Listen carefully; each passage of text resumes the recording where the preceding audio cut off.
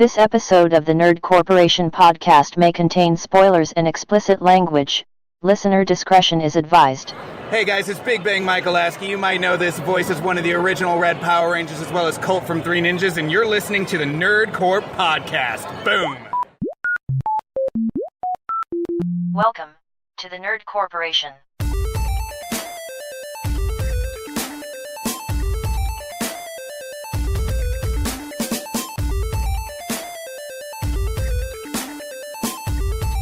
What up, everybody? Welcome to Season 2, Episode 9, Venom, a Spoilercast. We just finished watching Venom in the theater, and I gotta say I'm pleasantly surprised. Oh, yeah.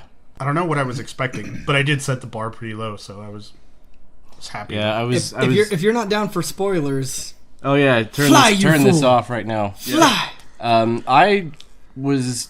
The whole time I was, reading about Venom and hearing about it, I was trying so hard to just not... Because it got bad critic reviews, but at the same time, what was it, the highest grossing, October release movie of all time or some shit like that? It's doing really well. Yeah. Well, and critics tend to generally shit on comic book movies anyway. Yeah. At least for the most part. But even, Rotten Tomatoes gave it, a 28 right off the bat. Jeez. And then, once the movie came out, though, the audience... the audience scores. The audience score was, 88%, and I was just like, okay, well... Huh. All right, well, let's fucking do it. So we're just going to jump right into it. We're not going to fuck with any news. There is one thing that we were going to talk about just because it came out, it's opening week. It's Black Ops 4.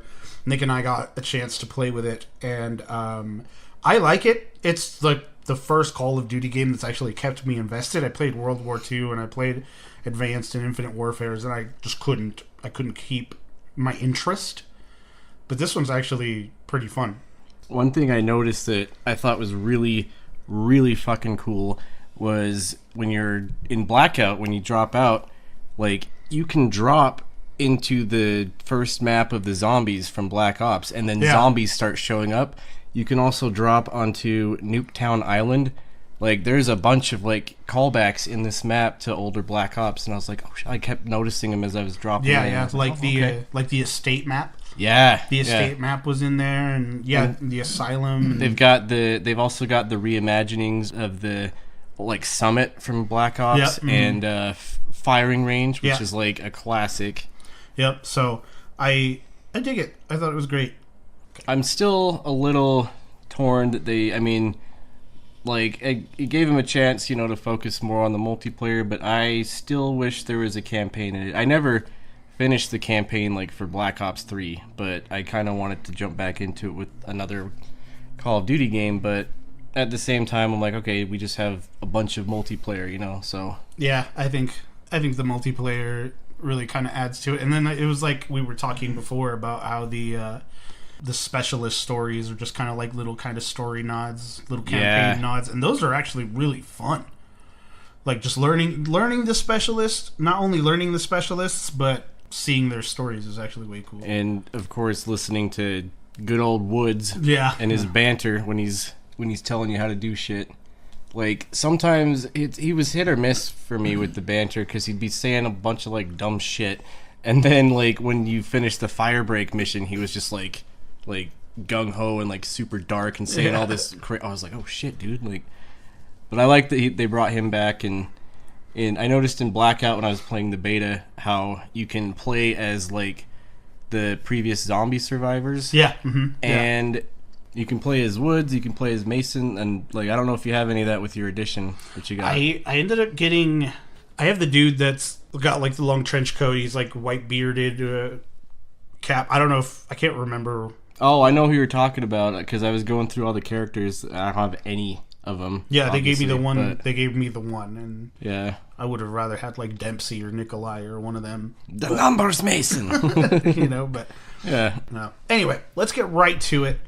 Venom, surprisingly good for me. Yeah, I was not expecting a lot, really. I was expecting to be entertained just because, Venom, Spider-Man is my thing. I thought I would have a good time, but it was a lot better than I thought it was going to be. It really was. It really was a lot better than I like the comedic element that they brought. Like, because, nowadays with comic book movies, Marvel especially, they always have that comedic element in it, and it just kind of, it's chucked into random places, and Venom had it, like, I started laughing when, what was it, he was walking down the street and you just heard food, and he just like jumped. He's like, what the hell? Well, and you need those palate cleansers, especially for something that is as intentionally dark overall.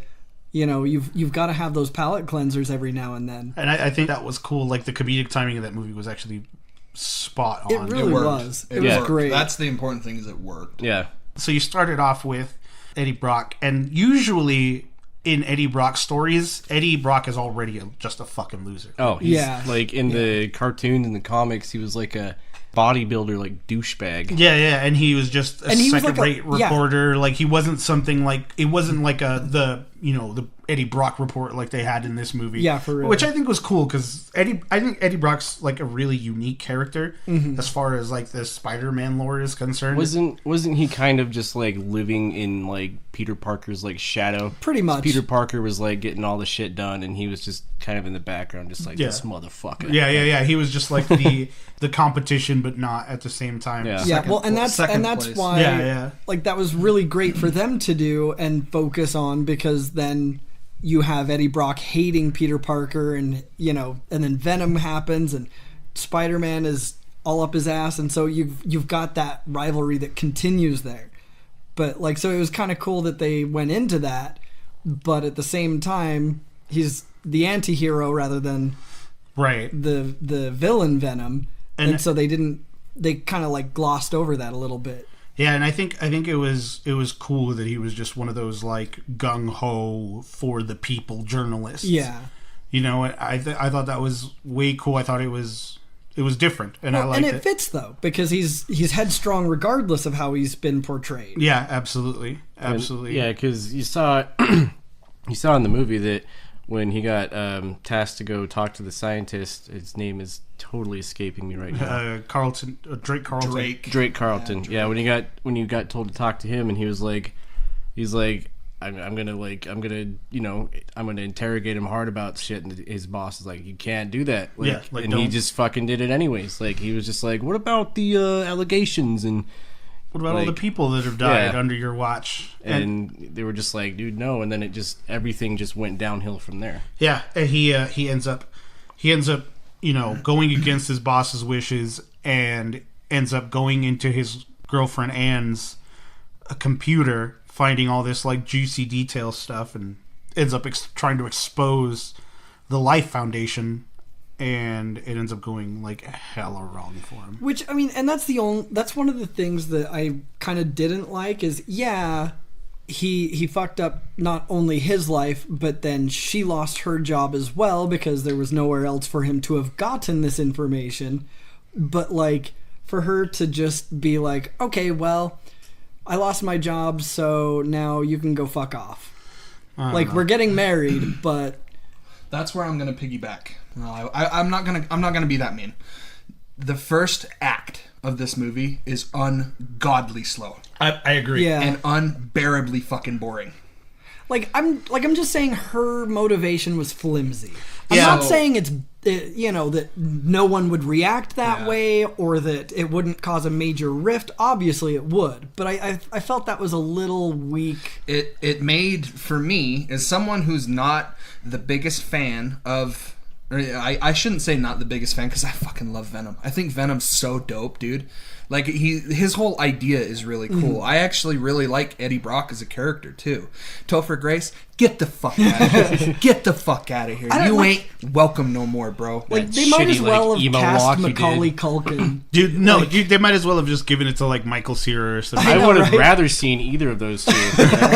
So, this... I'm Venom. Hey, guys. This whole thing of, like, okay, so he's, like, a really respectable reporter, right? And then all of a sudden he goes, he does this stuff, and it doesn't... But at the same time, like, the way that they frame this about him, like, going and talking to the guy and all this shit, it's like, this, like, didn't make sense to me at all. Like, I don't know. Like, he's the kind of guy that is the reporter for the people, right? But he's not fucking stupid. He acts stupid. He goes and he's like stupid about this whole thing where he's like, he doesn't really even ask that many questions to this Drake guy before he's like, hey, you know, what about the bodies? And it's like, holy shit, did we just jump the giant gun, or what are we doing Eddie here? Brock has never had finesse, or no one's ever accused Eddie Brock of being intelligent.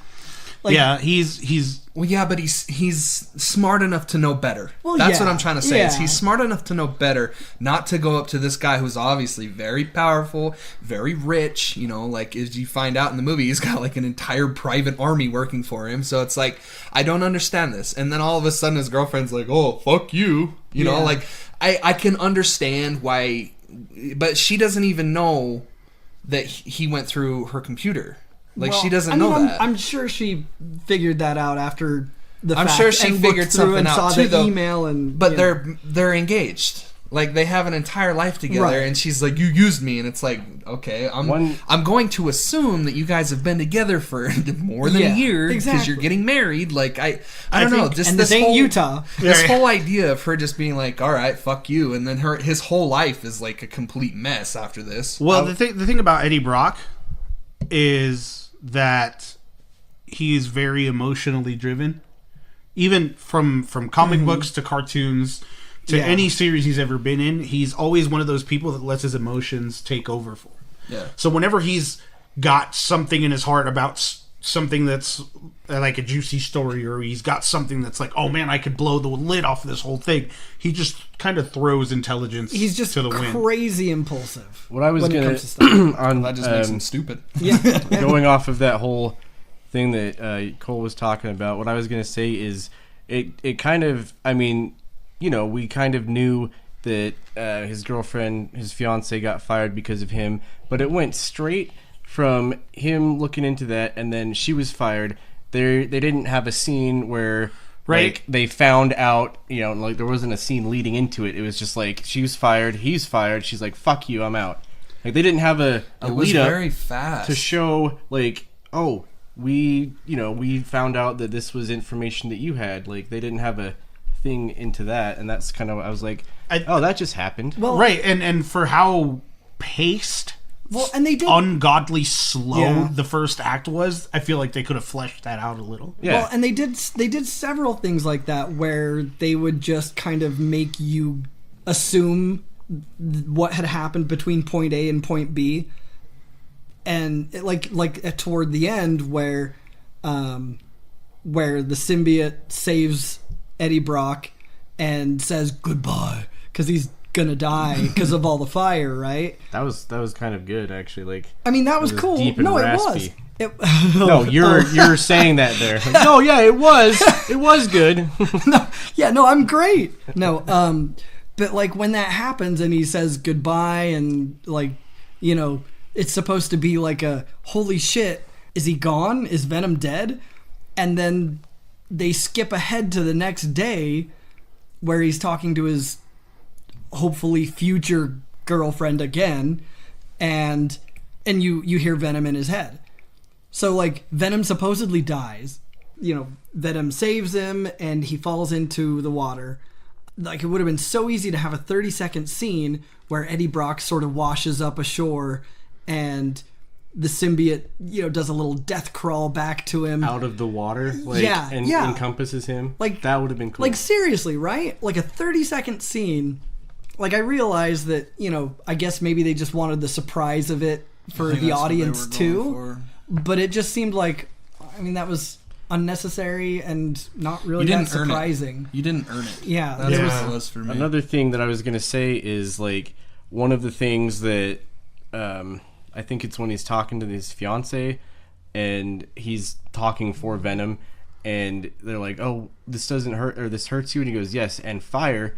He was in a motherfucking spaceship explosion, like fire everywhere. You saw him burn up. I'm just like, I would have liked to see how he came back, you know? Yeah. Yeah. But exactly. I mean, yeah, I don't know. These are just our afterthoughts, so they're not really huge complaints or anything. Well, and Eddie, you were talking about some of the, because they took liberties, but some of the dedication to the source material that they had. Yeah, I was really surprised at how canon this movie was. I thought they were just going to take a million liberties. Oh, me too. Which, I mean, they did in some cases, just like because in order for Eddie Brock to have become Venom in the sense in just like as a whole, as Venom is as a whole, Spider-Man had to have gotten a hold of the symbiote before. Mm-hmm. You know what I mean? And in this one, the Riot symbiote just kind of was just willy-nilly just kind of like transferring through people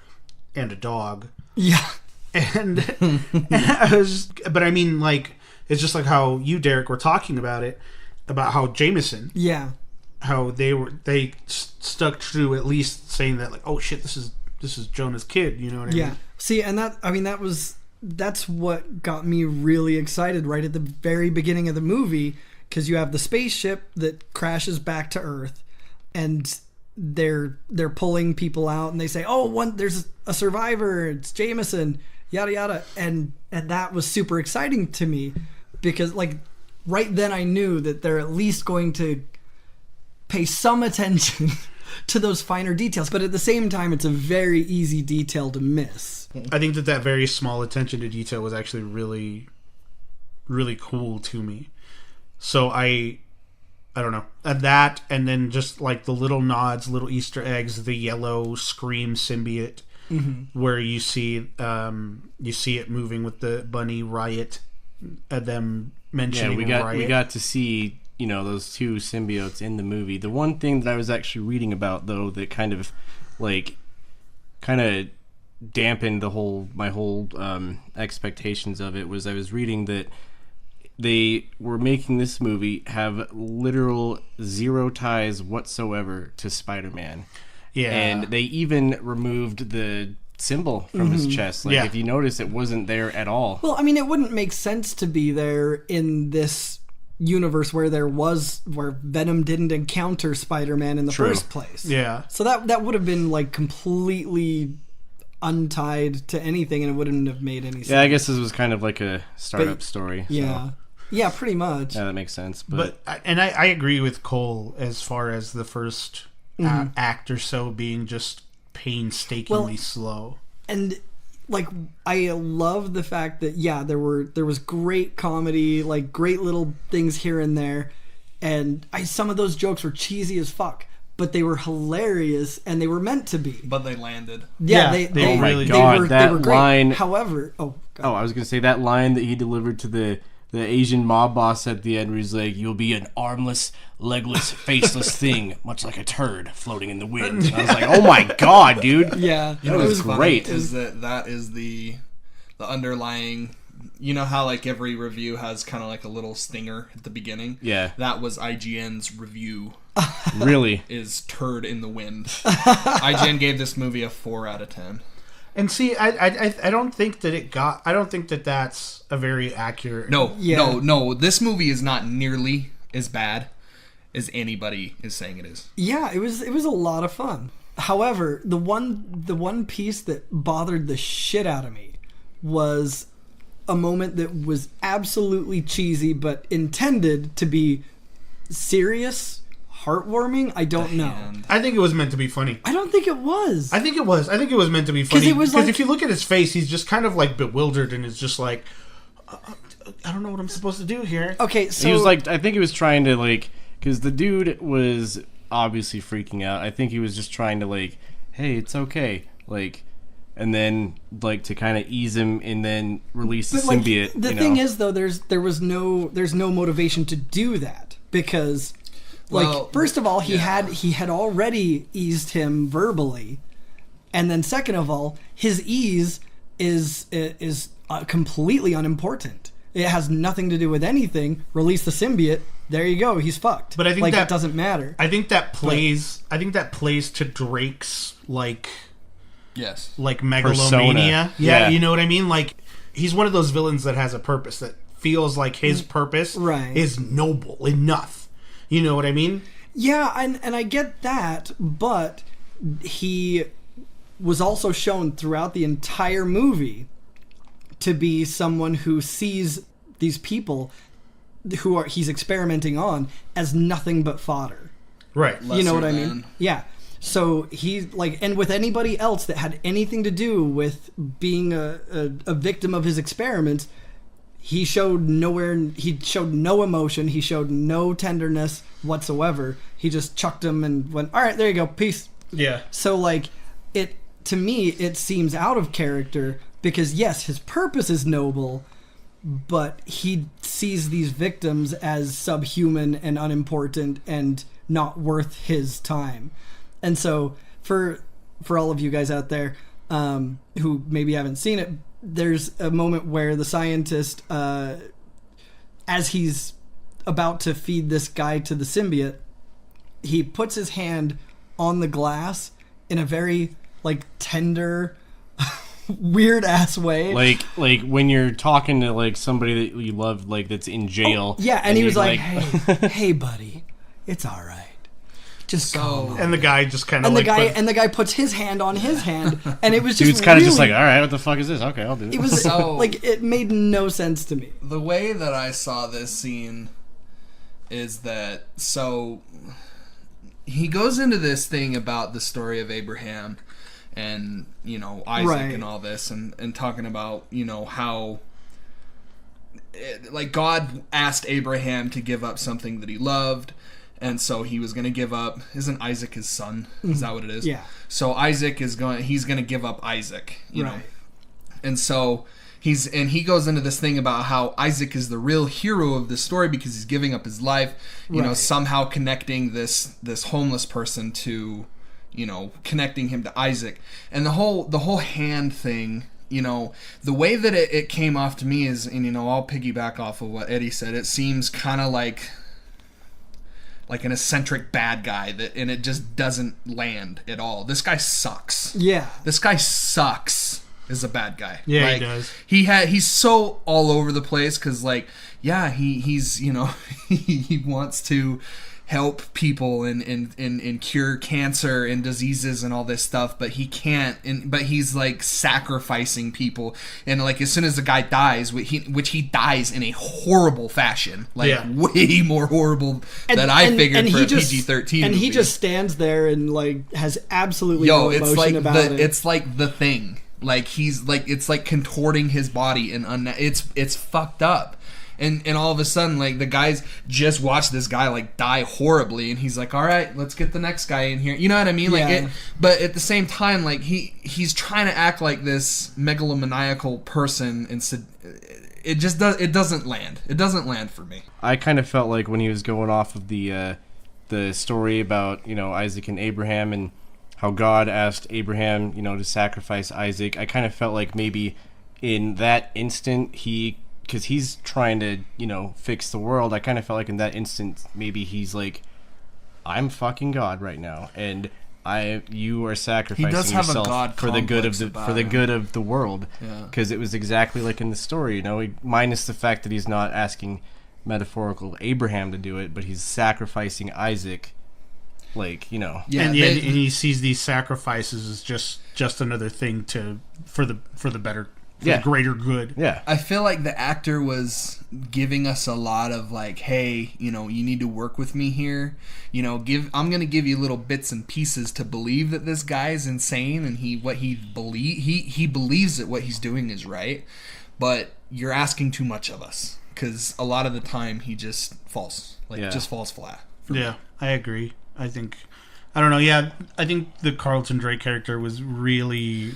Yeah, and I'm sorry, I don't mean to cut you off. No, it's fine. It's I'm not really sure, but I recognized him from. He's normally like a meek character. He usually plays roles where the guy's kind of low confidence, and he's kind of very soft spoken.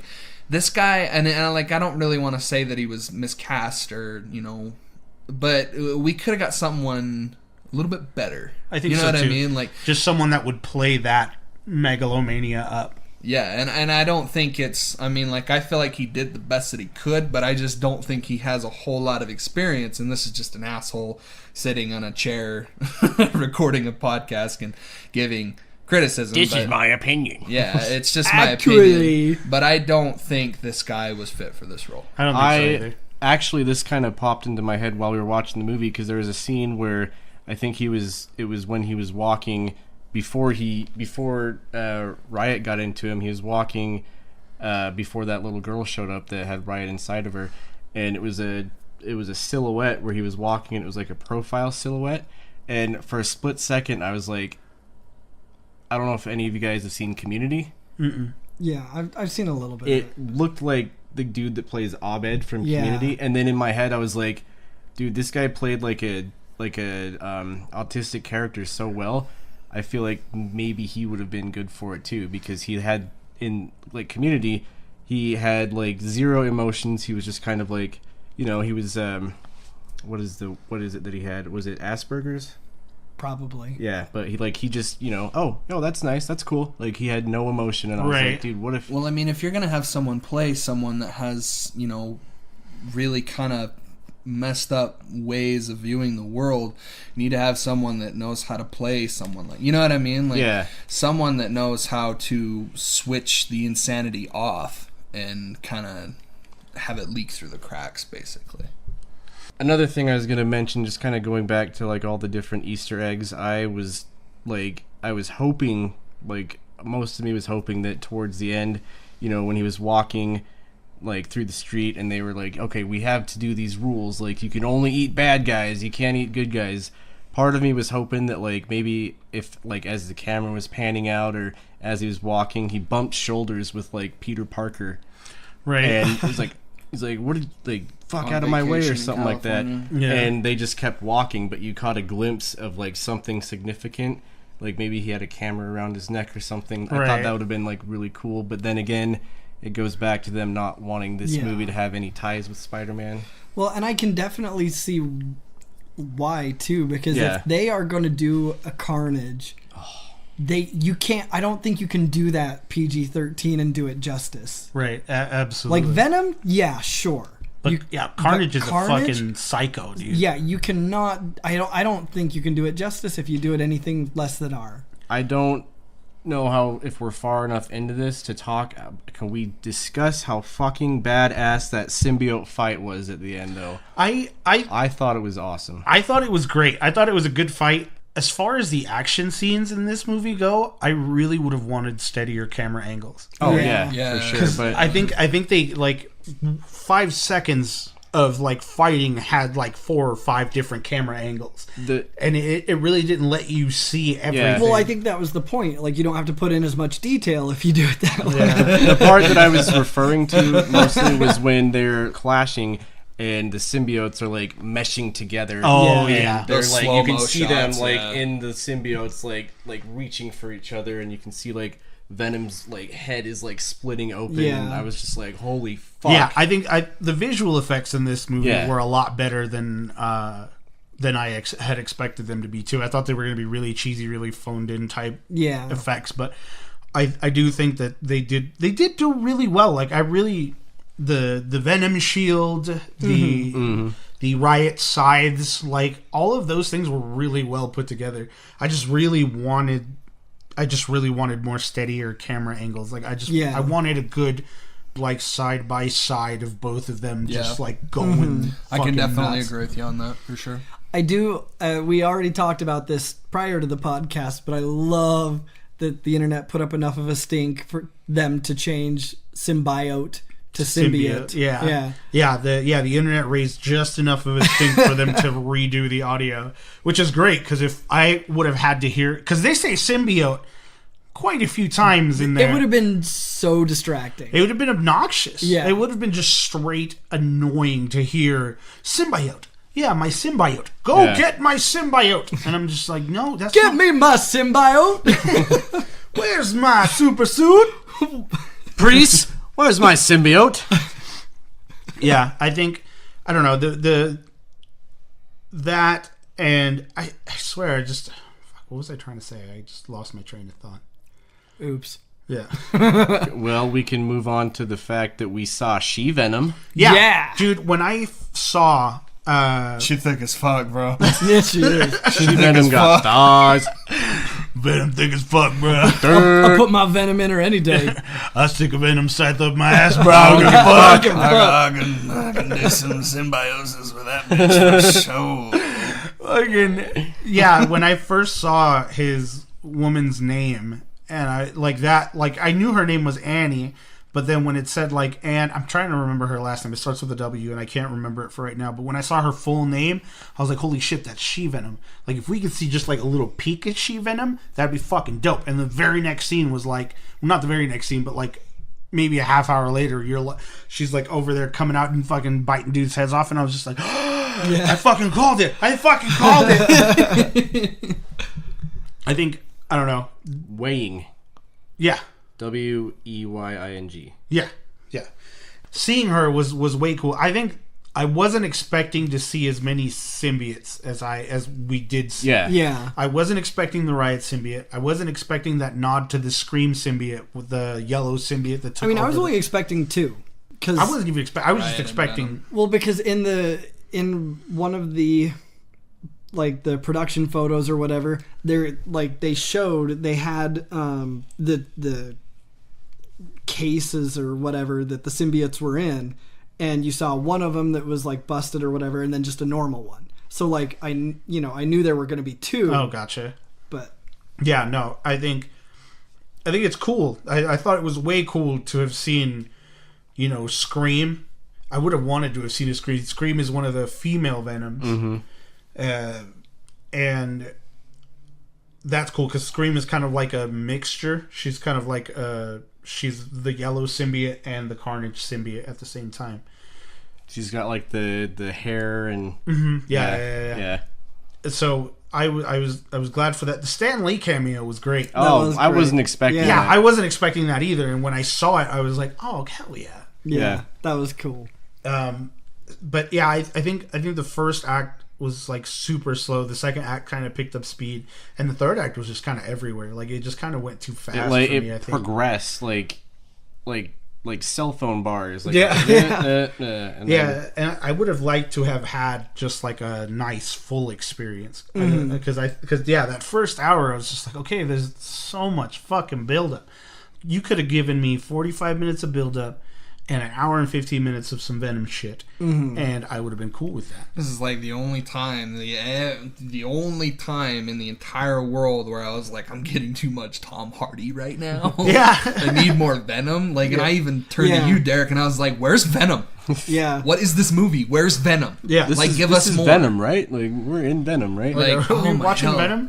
That first act is rough. It is really, really rough. I think I agree. And I think that's part of the problem too, is that they spent so much time on that's where they then had to make up time by skipping some of the shit you did want to see. Yeah. Go like I was saying earlier, just jumping from point A to point B and not showing you any of the journey there. Yeah, I agree. And I think that could have all been shown with all that exposition from the beginning. I don't know. I think it definitely has some holes, but it definitely doesn't fall short at all in my opinion. No, definitely not. I was, like you said at the beginning of the podcast, pleasantly surprised is a perfect way to put it, because as I said earlier, it came out to nasty critic reviews, but it came out to audience praises, and it made a fuck ton of money. It really opening weekend, which is double a shit ton. Yeah, for those of you wondering. So we've got shit ton, and then times that by 2, and there's fuck ton, which is metric fuck ton. Yes. Oh yeah. But it did really well in my eyes. I was super. Oh God, we're not even that far into the podcast, but the end credit scenes. Yeah, no, the end credits. I mean, we've been jumping all around anyway. Yeah, so I figure we'll just go from my thing that I knew. I mean, I kind of knew there was going to be a nod to obviously Carnage at the end, but my thing that I was kind of oh shit, is this nodding towards it and I don't know if this had anything to do with it, but in the end credits, when you had the ink blots that were black and white, and then they slowly went black and red, and then back into black and white while the credits were rolling, and I was like, okay, is that a thing? that they're like trying to nod us towards. Yeah. And then as soon as he was walking through the prison, I was like, "Fuck, dude, here it comes." Yeah, dude. Yeah. Well, see, like when he was driving, I was like, "That's a prison. He's going to see Cletus. It's Cletus." And yeah, dude. Oh, Cletus. Although their choice is weird. Woody Harrelson. Yeah, Woody dude. What is Harrelson. up with this? Because Cletus Cassidy is a young dude with crazy energy. He's psychotic. He's all over the place. He's very excitable. He's very physically just everywhere. And so to pick like an old ass dude, I just thought was weird. Two people come to mind, but the one person that I mentioned to Eddie at the end of the movie was the guy that played Rorschach in The Watchmen. Yeah. Oh yeah. Okay. Or is it Cameron Mon or Manon from Shameless? Oh. The kid from Gotham that was supposed to be the Joker. Isn't it Moynihan? No, I think it's... I don't remember. That, like... You're thinking of Bobby Moynihan from Saturday Night Live. No, Bobby Moynihan! What's with all this pepper? I don't even Drunk know. Uncle! I don't even know who that is. He's just like one of the bigger characters. I have no idea. I don't want him. That your Joker guy? Yeah. Dude, I would love... He would be great. Well, just from, like, seeing him be able to supposedly play the Joker, because... Guess what? Surprise! He's fucking not anymore. Well, no. Look, this is how they're doing it. This is so fucking weird. They're so Jerome ends up having a twin, and he drives Jerome's twin crazy, and that's gonna be the Joker. Yeah. But is it the same actor? Yeah, of course. Just stick with the same person. Fucking Christ! All right, so who would you pick for Cletus, Eddie? I think. Damn. Come back to me. What about you? Who would you pick for like a super high energy eccentric psycho? His name with red hair. Well, you can give anybody red hair. No, I know. His name escapes me, but the guy who played the psycho in Split. Oh, James McAvoy. Oh, holy hell. Yeah. Like, why not him? Yeah. Like, he has proven to us that he can play someone who's, like, way Split unhinged. fucking blew me away. I was like, that's James McAvoy. So I didn't even know that existed. And, like, I have no idea how. But I didn't know that. Like, when did that come out? Split? Yeah. Like a year or two ago? 2016. Yeah, like, I didn't know about it until, like...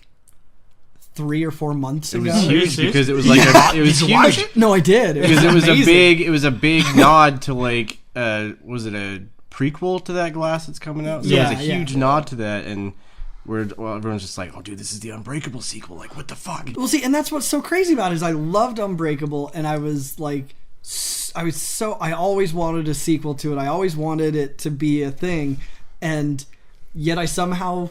Like this movie never showed up on my radar. Like I don't know how that happened. Yeah, those movies, like Glass is going to be amazing. Oh yeah, Glass is going to be fucking great. Obviously, he's over there doing God's work with those movies. But I thought, I don't really know, but I figured that would be my pick. Is the McAvoy guy? Funny tidbit though, but whenever in those trailers and in like Unbreakable. Whenever I would see Bruce Willis wearing that like poncho hood, I thought of like Metal Gear Solid when he's walking through the rain.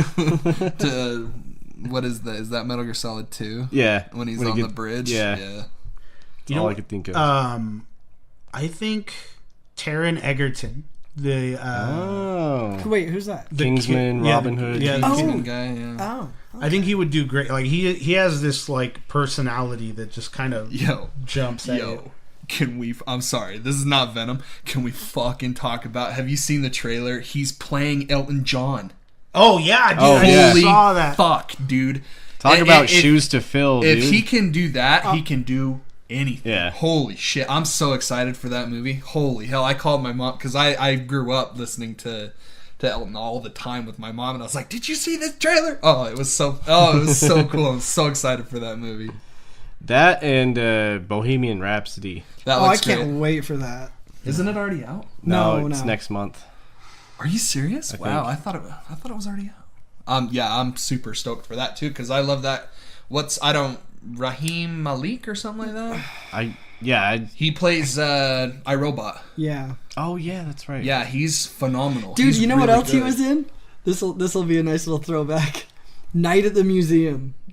That's right. Yeah. Wait. Who did he play? Yeah, he played the Entombed Prince. Oh, okay. I think he would do great if he can do an accent. If he can do like a, because isn't Cletus Cassidy Southern? If I remember right, He better be Southern with that Southern ass name, right? I mean, if the performance he gave in this movie was any indication, I would say yes. No, but I picked the dude that played Rorschach because like he kind of resembles his look in the comics and the cartoon. Like they almost look identical, and I was like, he would be perfect. Like, how does it go? He's like, I'm not stuck in here with them. They're stuck in here with me.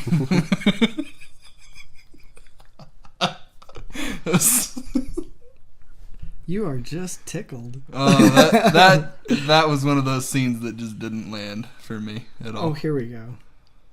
Let's see. I'm looking at Like Cletus Cassidy's biography here. Like the weatherman driving the semi-truck. Okay, so for those of you who are not familiar with Cletus Cassidy or Carnage, God help you. Granted, this is pre-Carnage, obviously, but his early life, as a child, he killed his grandmother by pushing her down a flight of stairs, tried to murder his mother by throwing a hairdryer in the bathtub, tortured and killed his mother's dog with a drill. Like this hey, he was just fucked from Jump Street. Like he was just he was fucking just crazy. Jump Street. That's such a great, I'm gonna use that. That's such a great term. It says here that he's from Brooklyn, so I mean, as long as he can pull off a Brooklyn accent, I think he's great because he's already super high energy. Like in the Kingsman movies, he's just wild and hardcore parkour all over the place. You know what I mean? And in the medieval Kingsman, aka Robin Hood, the King's Men. Yeah, yeah, right. That's all that movie is. Yeah. It's like Kingsman in the medieval ages. I'm going to show you how to be the secret top assassin. Jamie Foxx showing him how to do shit. So, you might get upset about this, but I think with the proper direction, it would totally work.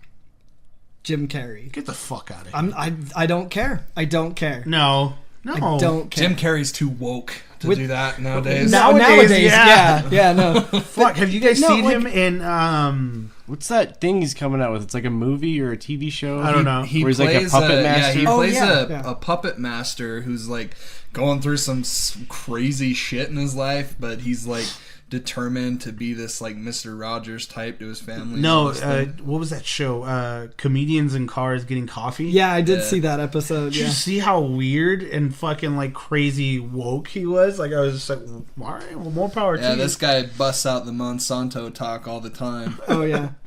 Well, and he was one of those first people that was all about, Nike and their ad and everything, and just praising Nike and how socially woke they are, while they at the same time give like gobs and gobs of money to like super like Republican and right wing causes. Right. But like, I'm sorry guys, it's an ad campaign. They want money. They know what's going to make them money. They're gonna do that. It's almost exactly not in the same same ballpark, I should say, but it's what the movie The Interview did. Right, exactly. If this movie's released, North Korea's gonna bomb the shit out of us, and then it's like, well, let's put it out anyways, and like, oh, it's fine. Yeah. What about Hayden Christensen?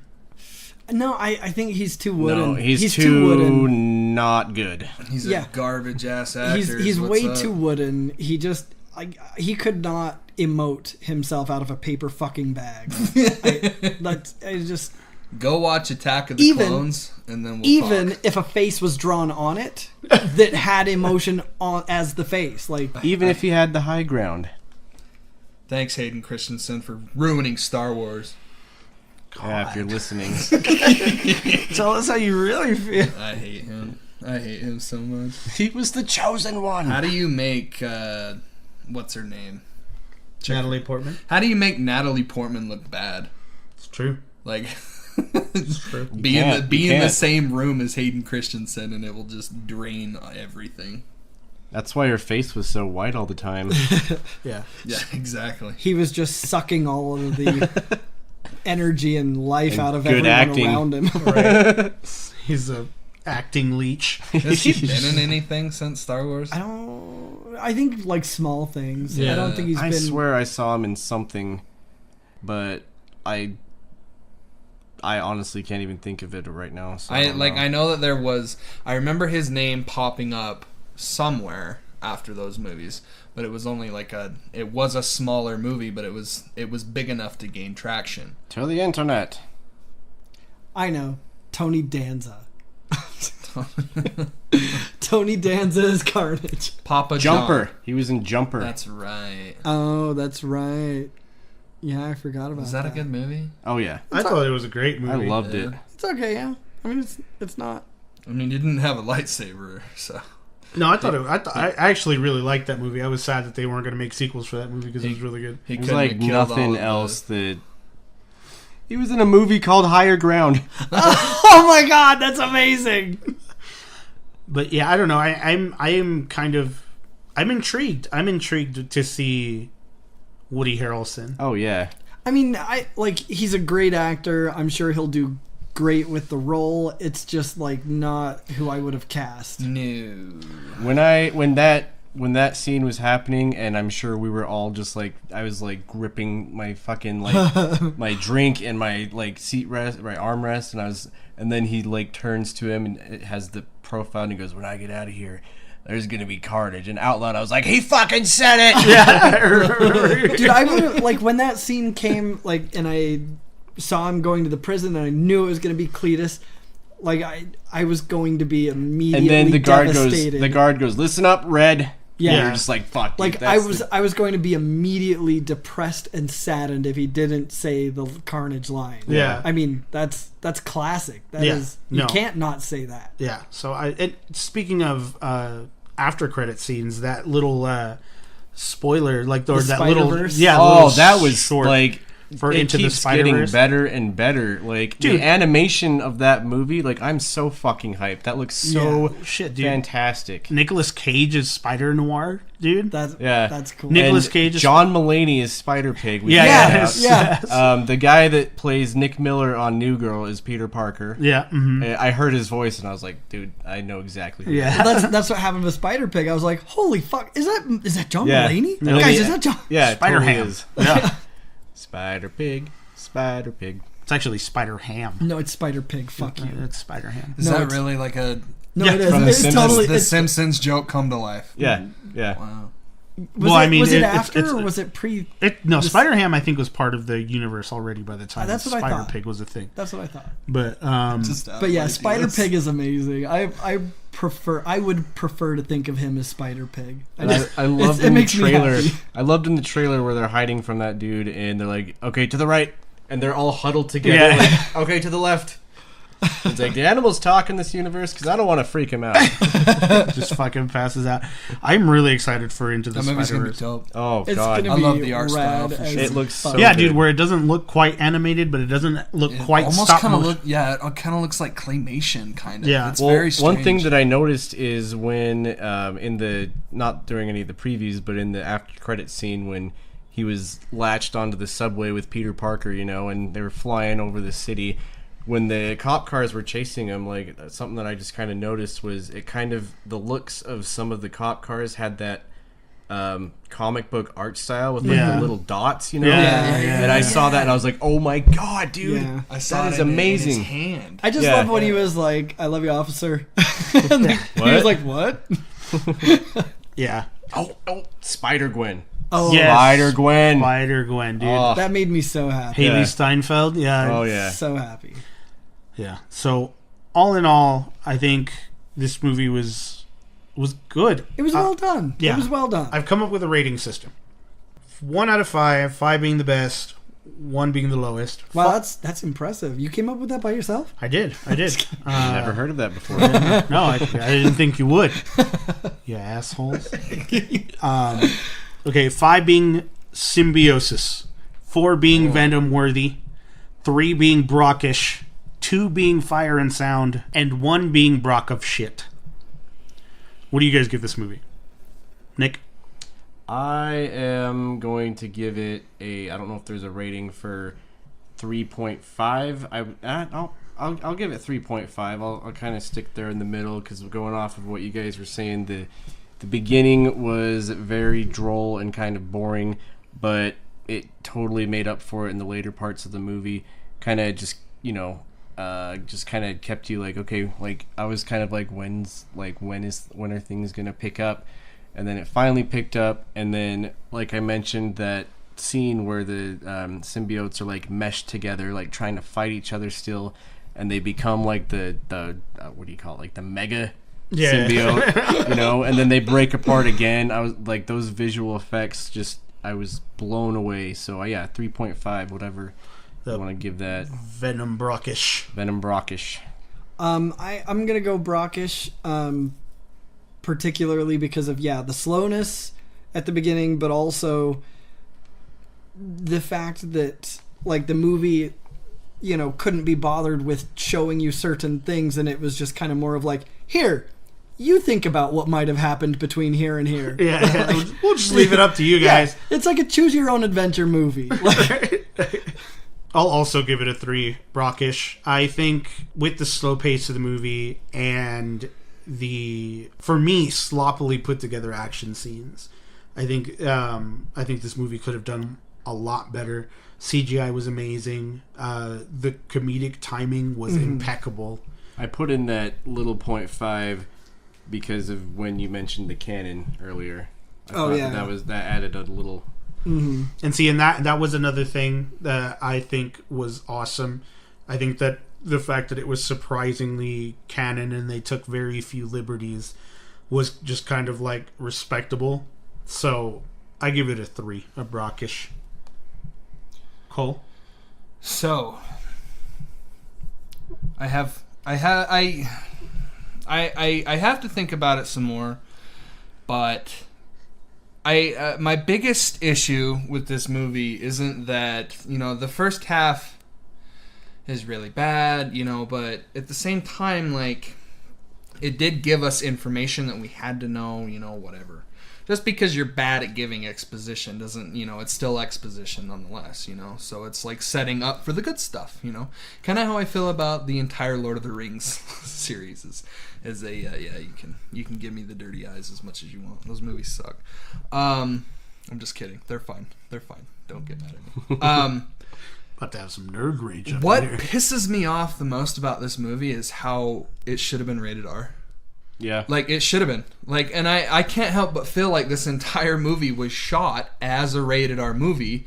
And then, like, why was it PG-13? Like, why? Do we have any confirmation on why Big Brass came down and said, hey, this needs to be PG-13? I don't think so. I think it was more just to kind of appeal to... See, but that's a common way of looking at it, but it doesn't make sense to me because of the skyrocket high success that Deadpool has had. Yeah, I think that, I mean, especially because if you're not a Marvel studio, I think, most studios are still very apprehensive about doing stuff like that. But it makes money. I know. And that's where a lot of people's hearts lie, is where it makes money. But I think people were also like, Deadpool, that's kind of a gimme. Like, everyone knows how... Like, I mean, you can't go to a Comic-Con without 1,001 Deadpool cosplays. And so that's kind of a gimme as far as the studios go. But Venom... Yeah, Venom. I think they could... Venom is very violent. Yeah, Venom is very... Venom is very violent. But I think they were... That's a character that's not quite big enough to not be worried about. Yeah, I think like a Carnage movie has to be rated R. Oh yeah. But how can it be when the first movie's PG-13? Now you've set a precedent. Like, that's the problem, though, is, like, when you go in, now you've got all these little teeny bopper kids going in there going like, oh, yeah, Venom's dope, you know, I want to see the second one, but they can't. You could say the same thing about, like, the first class series of X-Men with Venom. Because they put those two together, and those two movies are PG-13 and R. It could work.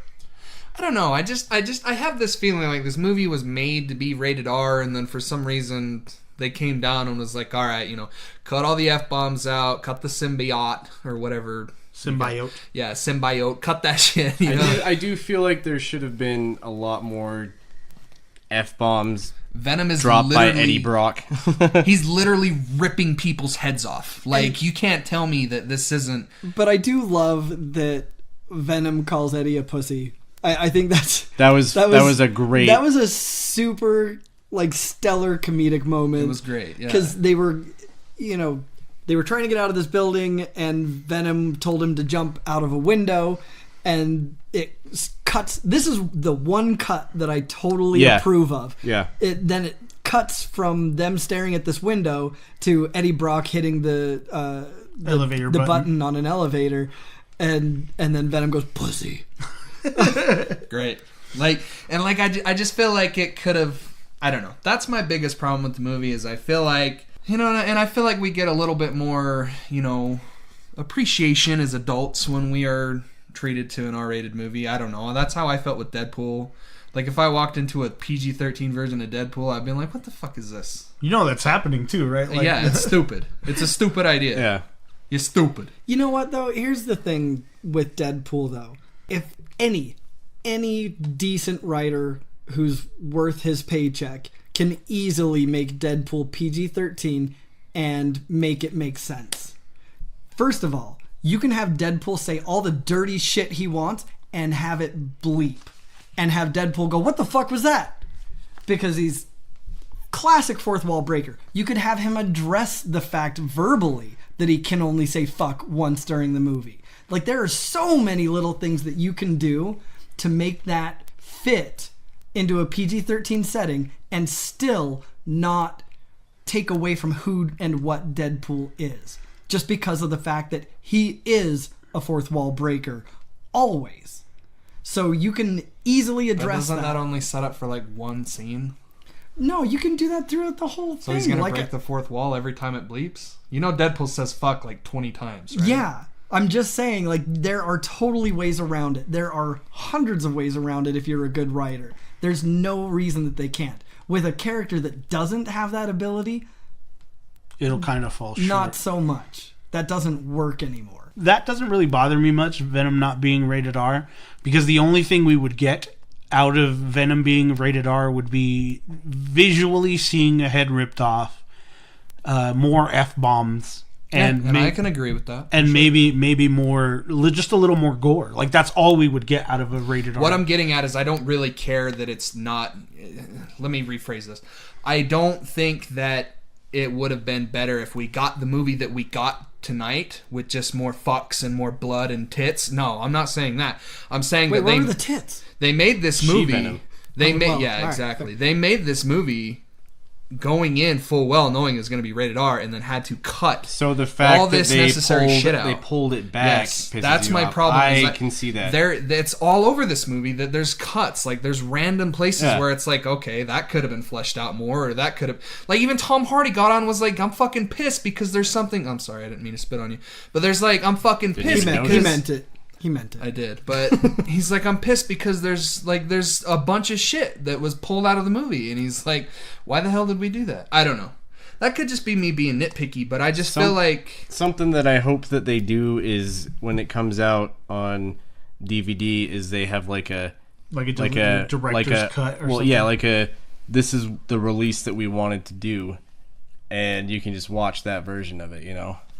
I hope so, because I don't know, and I can't speak to the quality of the movie of it having all of that stuff put in. All I know is that there is corporate, you know, messing with all over this movie. Corporate fuckery. But I will say that the movie has an equal amount of lows and it has an equal amount of highs for me. I loved every single second Venom was on that screen. He is perfectly rendered. I thought he was great. Especially that part when he's like holding him up and he's like standing up and he's like hunched over. I'm like, this guy is fucking cool. Well, yeah. And I was worried that they were going to do something similar with the whole Topher Grace debacle where it was Topher Grace just with a suit over him. And so he wasn't bigger. He wasn't like that enormous hulking Venom. Yes. Yeah. I was very worried about that because Venom is this huge hulking thing. Yeah. And that that was just the most. I mean, there's nothing that could save any. There's no saving grace to that Topher Grace Venom. I wanted to. No pun intended, because it's saving grace with Topher Grace, but.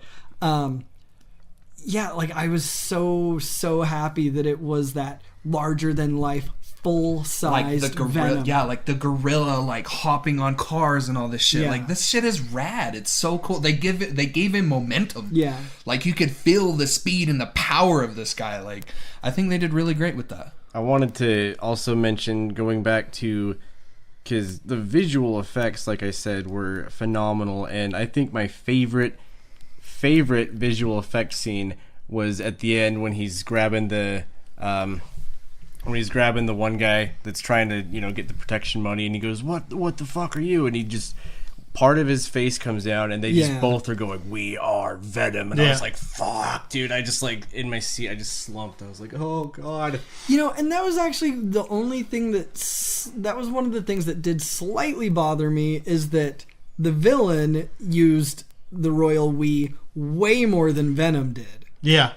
You know what I mean? Yeah. That kind of that stuck in my craw. Yeah. I was just like, no, come on, do the thing. Do the thing, yeah. But no, I was just gonna say the part that about that I love the most is because normally when you're seeing Venom interact, you can either hear Venom talk, you can see and hear Venom talking, or you can just hear Eddie Brock talking. But when that mask or the face came down, they were both saying, yeah, you can Venom. Audibly hear you can both see of them. Both of them talking, and you can audibly hear it, and that just was that fucking blew my mind. I mean, loved that. I will say it does make sense that at the beginning they're still saying I and you and all that, because they haven't decided fully to be this one entity yet. So I mean, I guess it makes sense. It was just sad for me. And I know where we've touched on it quite a bit, but where I feel like this movie shines the absolute most is the conversations between Eddie and Venom. Mm-hmm. They're almost kind of like broness is fantastic. It's amazing. That part, it almost makes it like a buddy movie. Yeah. And that's where this movie shine the brightest for me is in those conversations, and I found that Venom was an actual likable character. He's a hard-working reporter. He's a controlling symbiote. Find out what happens next. Rob Schneider's a Stabler. Yeah, that's kind of where I wanted to end it. I don't know, I'm surprising. I'm very surprised on your guys' ratings. I thought you would give it much higher, but I'm solid 3. Very solid 3. So all across the board. I did like how, yes, there was no Spider-Man, there was no tie to Spider-Man, but I like how they stuck to their guns on it, with the fact that, again, they didn't have the spider on the chest, but also he didn't have webs. Yeah. He had to use the suit to kind of move around, and it wasn't as effective as a web would be. Right. It wasn't just he was swinging from place to place on his suit. Yeah, he was really just traversing. Yeah. Very primal. Yeah, I just really like that they kind of stuck to their guns on that. I really though would have at least liked to see, even if it was an Easter egg, just one nod in that direction. I mean, we know it's going to go in that direction, but just to see that, I would have just been like, oh, fuck, dude. Yeah. It would have been cool. So that concludes our review. We hope you guys like it. Please contact us. Let us know what your thoughts are. As always, you can follow us on social media. On Facebook at The Nerd Corporation, a podcast. On Twitter and Instagram at Nerd Corp Podcast. And you can email us at nerdcorppodcast@gmail.com. And for those of you trying to achieve symbiosis from riot to mania with us, please subscribe to our Patreon at patreon.com/nerdcorppodcast. Several tiers of loot to have access to, from ringtones to stickers to shirts and giveaways. As always, for the Nerd Corporation, my name is Eddie Lyon. I'm Derek Reese. I'm Nick Lewis. And I'm Cole Simper. Peace.